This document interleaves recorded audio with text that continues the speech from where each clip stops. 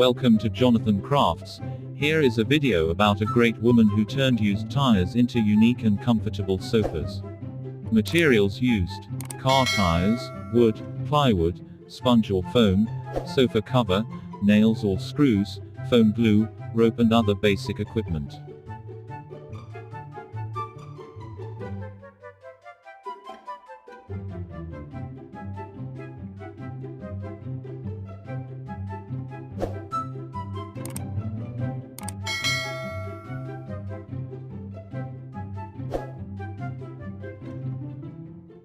Wood and plywood are designed in such a way that they are round and then put together with ties.